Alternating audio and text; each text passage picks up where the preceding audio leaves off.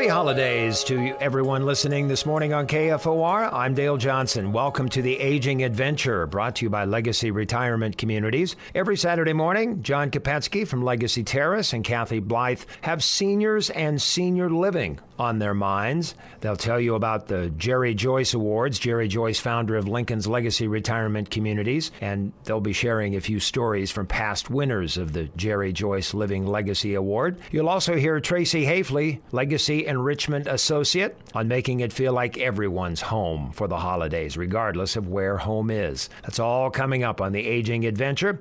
After Bill Kovarik, Nebraska Highway Safety Administrator, focuses on traveling safely during the holidays. Bill, thanks for joining us this morning. 2021 is a year where, unlike 2020, a lot more people will be traveling this year for Christmas season and the New Year's and the holiday observances. So we want to get into that in a minute, but first tell us a little bit about yourself and what you do for NDOT. Sure. I'm the Highway Safety Administrator here at the Highway Safety Office. So our main goal here is to decrease traffic crashes, injuries, and fatalities on Nebraska's roads. So we work with a lot of different partners across the state to help make that happen. What are some of the ways you do that and achieve that goal of reducing crashes and fatalities? Well, one part of it is we work with our law enforcement all across the state. So the state patrol and all the local city and county sheriff's offices in high visibility enforcement. So I'm sure everybody's familiar with our click it or ticket and drive sober, get pulled over campaigns. So we try to all work at the same time together and get some information out there for everybody to let them know that it is safer to wear your seatbelt and obviously to drive sober. So while we're getting the messages out there, we do have the patrol on as well out there, reminding people that is increasing the safety. But we also do a lot of safety information and education through the local safety councils, different health departments, and just different local groups around the state that do help get the word out there, even on child passenger seat training to make sure kids are in the right seats, as well as everyone learns to wear your seatbelt and learn safe driving on the road, not impaired. Pay attention to your driving. Don't be distracted with your cell phones or other things in your vehicles. And we do that, with many different groups and different ways of local presentations, as well as major advertising, radio and other means of advertising as well. Bill, let's talk about getting ready for winter driving. It's certainly challenging, no matter what our age, to think about driving in winter weather conditions. How do we best prepare for that ahead of time? One thing is you need to make sure your vehicle's in good mechanical condition, and as well, make sure your vehicle's full of fuel before you go each trip. But carry an emergency kit with a blanket and other items, that you might need if something does happen. Be sure you have your cell phone in your car and car charger, or able to keep it charged so you can call for service if something does happen, if you run into trouble. But most important, be informed of the weather and the road conditions by checking in with 511nebraska.gov or 511 app on your cell phone. You can also call into that service and make sure you know what's going to happen or what is ahead of you on the roads where you're heading. And 511 is the one-stop shop for all things highway conditions from Chadron to Falls City, isn't it? Yes, correct. It does cover all the roads across the state. And there are many different ways you can go log into the website to get the full service on there. You can download the app on your phone, or you can actually call in too. But they've really improved the mobile applications, including radar applications, cameras, and searchable lists, so that you can see the actual road conditions. So you can quickly see where there's construction, or what type, what's going on the roads, if they're slick roads or if you need to avoid certain areas. So just make sure you check into it, whichever way is easiest for you on your computer, cell phone, or call in, and make sure you're familiar with that site before you need to use it, so that you're able to quickly gather the information before you head out on a trip. Well, the longer I live, the more my motto about driving, and about a lot of things, is when in doubt, don't. And sometimes people have a tendency to venture out when they shouldn't do so and get into a situation where they're stuck in the snow, they're stranded for whatever reason. Give us your best advice. Well, yeah, like you said, definitely if you can avoid getting out on the roads when it's bad roads, stay away from it, stay home. But, if you do slide off the road or have issues, first thing is stay in your car. We've had many injuries where people get out of their car and try to do something and then, get hit by another vehicle. So, but stay in your car, turn your flashers on. You may get lost in bad weather, so you're still better off in your car. But if you're going to be in the car, make sure your tailpipe is not blocked. Just run your engine sparingly and call or text for help. Make sure you have that cell phone available. That's going to be your best avenue to get help. How can people get more information about driving tips, everything that we've talked about today and more? Well, we do have a lot of information on our website at dot.nebraska.gov/safety. That'll get you to the highway safety information. Or you can go to the 511.nebraska.gov site. There's a lot of road conditions and also additional links on there that will help people plan for travel or anything else, as well as other safe traveling conditions or suggestions. Great advice, Bill, and a lot of great tools available through the Nebraska Department of Transportation. Thank you for all you do to keep us safe on our roads. All right. Thank you. Bill, thank you. Coming up, keeping past Christmas traditions and making new ones when we return to the Aging Adventure, brought to you by Legacy Retirement Communities.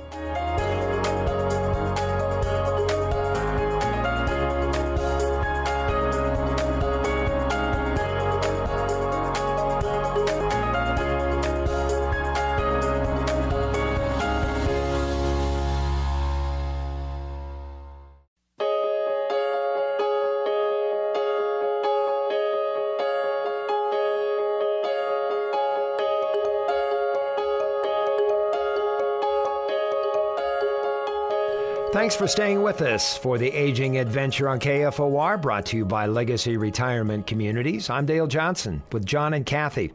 Many people transition from their usual holiday traditions at home into a new retirement environment.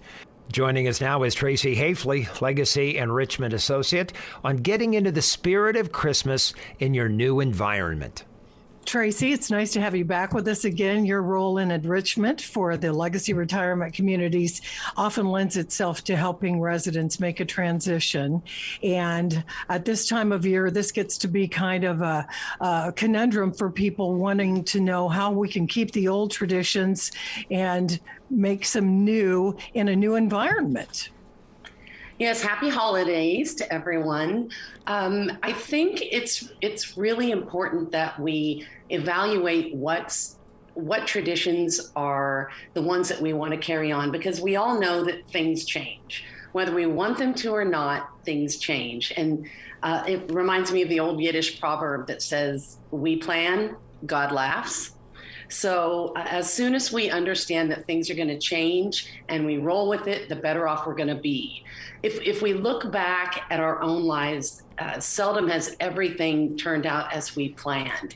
All of our holidays have never been that Hollywood holiday that we see in the movies. So what we want to do is we want to take a look and decide what parts of our traditions are the most important and see if we can carry them through to this year. And again, last year, Christmas 2020 really taught us a huge, very unpleasant lesson about carrying on traditions, because we weren't able to in many cases. And I think that's a great point, John, because I think what that might do is even put a little more pressure on people, because we couldn't gather last year and we have that opportunity this year. Is that going to make people want to make it even more perfect? And I think if we recognize that it can't be perfect, and it won't be the same year after year, then it's a great starting place to figure out, again, what things we want to do. Is it grandma's special sugar cookies that we want to have a part of every tradition moving forward?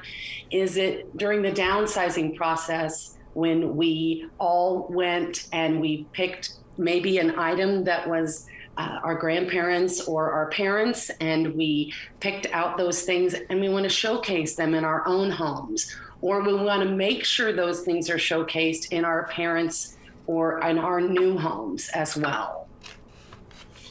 Tracy, do you have some creative ideas, things that you've seen families at the legacy retirement communities do as far as creating new memories in their new living space? Well, one comes to mind, and that was there was a family that grandma had a very special recipe. So they gathered the entire family together and made that recipe. That was a day's experience. They had matching T-shirts, and they made an entire day out of it after they reserved one of our rooms that had a full kitchen. So everybody, I think there were about 25 people were in this same space and were able to participate in this and actually make a new tradition that they carried on from that point on.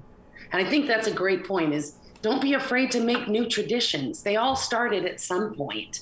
So figure out what was really fun and engage the most people, and then do that moving forward. Maybe that's the new tradition and something else needs to go. Yeah, absolutely. Just as we all change and evolve and the kids grow up and move out or get families of their own, each year there's going to be some changes. So I think it's excellent advice. Pick what is most important or what's important to you. Continue that and let it evolve as the new blended family or the new kids or grandkids that get involved can make their own new traditions. Excellent advice. Yeah. Well, I think one of the things we have to remember is, as much as we get oriented around things, it's really time that's the most important thing. So make a tradition of having grandma or mom or dad or the grandkids share a story and spend that time, because that's something none of us get more of. So make sure that the time we have together is spent wisely and not trying to follow this, dream of what we think something's supposed to be.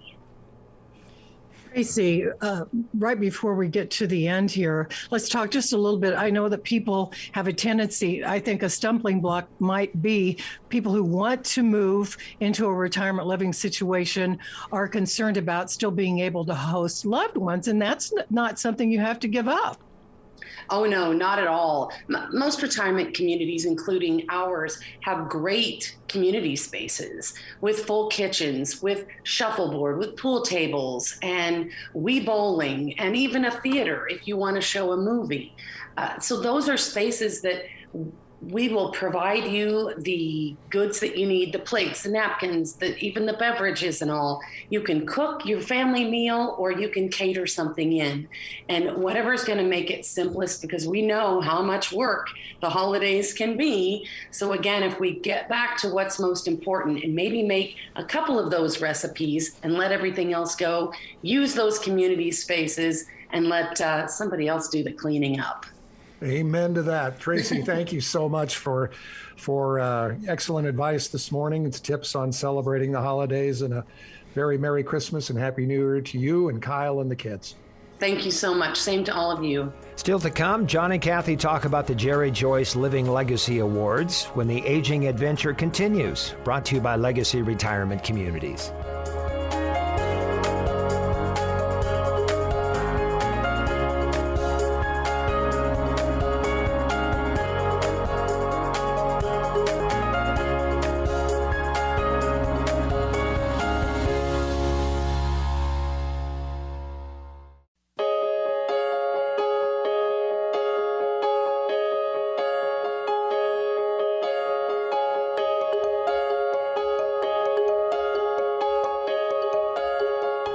Final few minutes of the Aging Adventure, brought to you by Legacy Retirement Communities. I'm Dale Johnson. We're going to talk about the Jerry Joyce Living Legacy Awards, but first, I want to turn to John Kopetsky. John, who, of course, joins Kathy with the conversation every Saturday morning.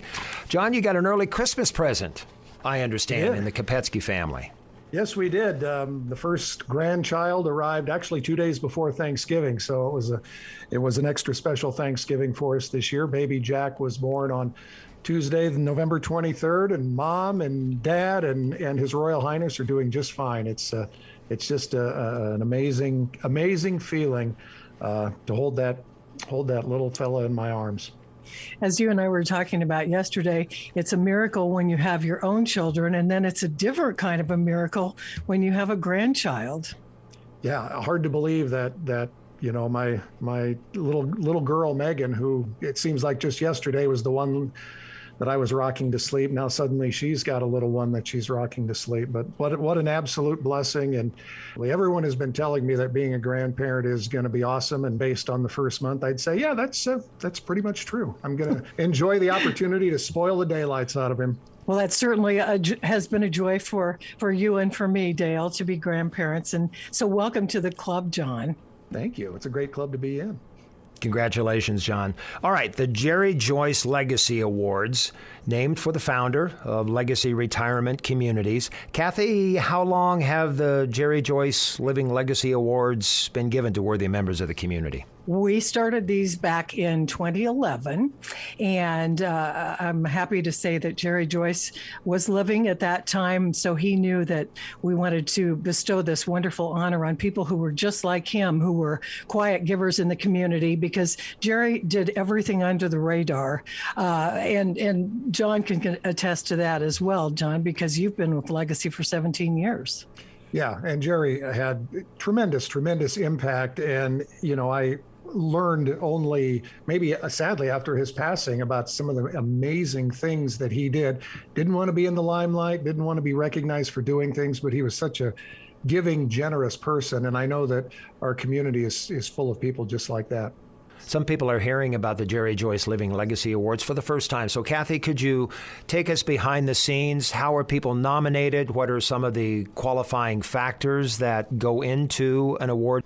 So we ask people to send in their nominations for people who are unsung heroes, people who've not been recognized for their volunteer work, who are like Jerry, who are just quietly going about helping other people throughout the days of their lives.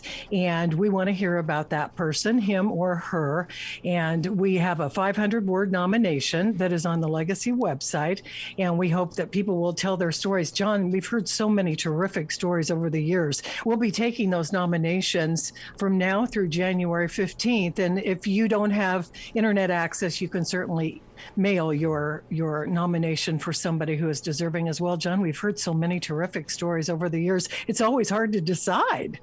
Next to impossible, I think, it would be a better way to put it. There are so many deserving people, and it is just amazing to hear some of the things that people are doing and have been doing in some cases for years and years and years, and with little or no recognition. But the neat thing about the award is that it gives them an opportunity to benefit a deserving cause in the community, and that's a gift that the Legacy makes. And that gift, the top award that we give is $2,500 to pay it forward. And you can give it to one nonprofit of your choice, or you can split it among several nonprofits. So it's a wonderful way to spread the kindness around and also still to recognize those who are doing it. And I know, Kathy, in the past, we've had a banquet or a luncheon, rather, to get everybody together, all the award winners together. Because of the situation with COVID, that won't be happening this year, but we do have plans to recognize the winners via the media starting when? Starting the 24th of January, we'll let people know. Yes, we will. Let's talk about our 2019 winners, because that's the last time we were able to do our big awards. And that was a really hard one. We had a lot of entries and so many deserving people. And Jan Hughes was one of our $2,500 recipients of the Jerry Joyce Living Legacy Award. And at that time, she was 80 years old and doing more things than we could, that made our heads spin, I would say. And she chose to divide her $2,500 award between the People's City Mission, the Food Bank Child Hunger Program, and Good Shepherd Presbyterian Church. Yeah, and another $2,500 award winner that year was Susie Brown, full-time job at Meals on Wheels as the volunteer and delivery coordinator, but she's been working to provide food and emotional support for youth served through the F Street Community Center.